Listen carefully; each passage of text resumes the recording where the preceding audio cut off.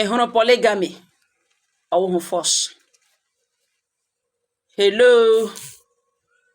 polygamy awụhụ force. Ị gaghị amanwere mmadụ amanwega. Nwaanyị anaghị achọ ibe na di, mana anaghị amanwere nwaanyị nọrọ na di. Ọ bụrụ na ị buru mmanya kpọrọ ụmụnna ga-alụọ nwunye gị, kwe ya nkwa niile i kwere, were ya di, enweghị mgbe gị na ya abụọ mere agree na ịlụcha anya na ị ga-alụ nwaanyị ọzọ. Promises unu erughị ebe ahụ, nkwa ịhụnanya unu kwekọrọ onwe unu erughị ebe ahụ, ịhụnanya unu hụrụ onwe unu erughị ebe ahụ. Enweghị any agreement igbotowara na ịlụcha anya na ị gakwa alụkwe nwaanyị, ma ọ fọzie ma ọ ga-ekwere ma ọ gaghị ekwere. Mana ịlụrụ ya na ụdị na ọ nwunye gị, iruzie n'ime marriage, for some reasons gị decide ị ga-alụọ nwaanyị ọzọ, nwaanyị automatically enwee decision to take. Ọ chọrọ ịnọ na that marriage zaka isi, ọ choice ya. Ya sị na ya agaghị anọ na gị divorce ya, dị mara na ị ga-aga ịlụ nwaanyị ọzọ lụkwu ya nwaanyị, na ya agaghị anọ na gị divorce ya, all right ya. Ị nweghị any right ijide nwaanyị dị otu. Ọwụhụ by force, marriage awụhụ force. Polygamy shiri ike shie gwegwe. Nwunye ṅụ sị na mgbe ọbụla ị nwere mkpebi ga lụọ nwaanyị ọzọ, na gị divorce ya na ya agaghị anọ, ọ ya lakwuru ụmụnna ya. Mana nwaanyị dị otu a mụrụ ụmụ, nwaanyị dị otu a nwere nketa, nwere ihe uru ị na-erite n'aka ya. Ị ka n'idiri ya dịka nwunye nke isi, ga-esi mba na ị ga-alụkwe nwaanyị. Because gịnị ka ị tụrụ ime aside ji n'olu na ọ bụrụ na ị bịa akwụkwọ ụgwọ isi ya, ị gaghị nata ya nwana. Naanị ṅụma ihe o ji adụ na-adụ condition awụrụ na ị ga-alụta nwaanyị ka abụọ lụkwe, ka isi o nwere right ịnọrọ, ọ ya si anaghị anọ. Ọ wụzi your decision to make. Marriage ahụ by force. Ọwụ mkpebi dị ire ya. Ọ sị ya ga-anọ gị lụrụ bịawa na enwe ebe eji asa agacha. Ọwụ choice ya. Ya sị ya anaghị agaghị anọ agreement. Ọ bụrụ na ọ nọghị na mkpekọrịta unu na gị lụ from the first time, gị lụ bata ya hụta onwe ya nwunye gị, emechazie in the middle gị chọ ịlụ nwaanyị ka abụọ, ọwụ right ya ịnọ, ọ ya sị anaghị anọga. Ọwụhụ force, ị gaghị amanyere ya na amanyere. Ị gaghị asị ya nọrọ nga ahụ by force. Enwere reason people ji na-agbara polygamy ọsọ. Enwere ihe mere nụ polygamy ji dịka a dangerous institution.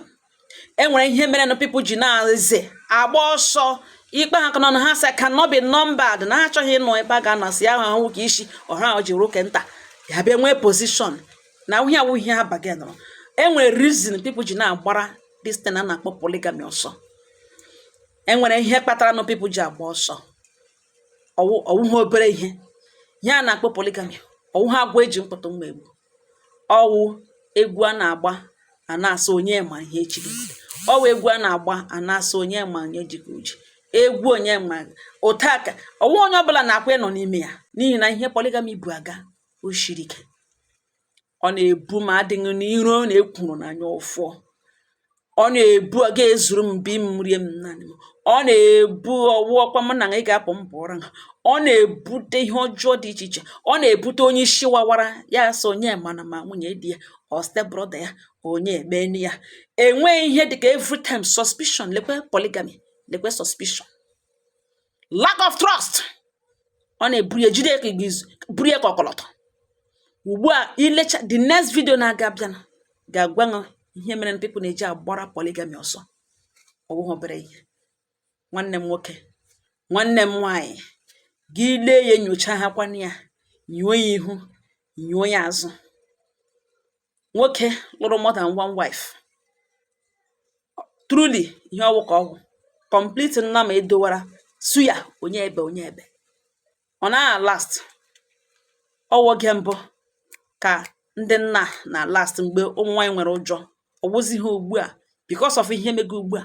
Ụfọdụ ụmụ nwaanyị na-agba ọsọ na-atụ ụjọ once i kwuru okwu ịlụ nwaanyị ka abụọ, kama ọ wụrụ nwa ha amụnwa nwa nga ha mụga nwa nga a na-eze ka ịhapụ ịlụta ka abụọ.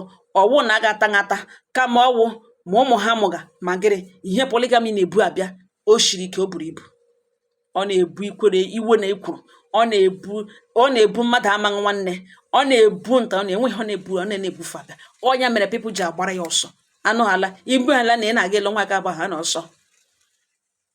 He prefer ịlawa gị divorce ha ga-alụrụ onye ka ịhụ nụnụ dị new. Ọ dabara gị na ya na ọwụ na-enwezi ya dịzi enough na gị ga lụrụ onye ahụ na gị divorce ka ya pụọ na ya agaghị anọ n'ime polygamy. The next video will explain better. Enongala ugbu a na-ede m ọ nwoke nwoke na-agbakọ ugbu a na nke nwoke na-asọfa ya ọ naghị adị izi. Obi ahụ ka ọ na mgbe ụfọdụ ọ na-ebute ụmụaka hụrụ nna ha n'anya nọgidezie ma nna ha omega exist ha gachi ike. Ụmụ ka ishi enwe mgbe ha na-ahụ that love ha nwere for nna ha ọ na-ereduce na ịhụtara mma ha na ọmụbere ṅụ kewu nwa na ọ nwunye nke abụọ ga-amụrụ ṅụ kewu nwa. A lot of echiche resentment na-adị ma n'ime ihe niile ka nwoke ahụ gara aga lụọ more than one wife ọ na-asọfa ya, ọ na-eluzi ịhụnanya mgbe niile o gbego ọgụ enwe ka alụgide ọgụ na kwatuo ya ka kedu ọkpara nwa ike take over n'ihi na imụlọ ahụ adịwala hot. Sometimes a lot of things that love nna na-enweta from ụmụ ya nwoke ahụ na-enwetacha ya ekworo na-adịcha overlook na-adị bịa nwee nwunye di ya na ha bịa tolite ha jụọ nwa nsọ gịnị mere iji lụkwa mma ha nwaanyị ka bịa des ha dịrị ha enough, especially ụmụaka etoshiala ha mara na nke wee eziokwu mara mgbe mma ha ma nwere agwa ọjọọ ma mma ha onye ga nsogbu. Ọ bụrụ na mma ha na-enye nsogbu, ọ bụrụ na mma ha wụ the reason iji lụga nwaanyị ka abụọ, they will still judge their mother.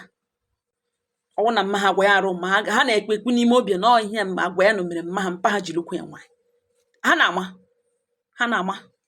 na-ama efilikwa na ha na ha mana ahụ mma ha ahụ na ọ dị quiet ọ na-enye nsogbu ọwụwa ha na-ajụsụ olee ihe ha kpatara na eji lụkwa mma ha nwaanyị.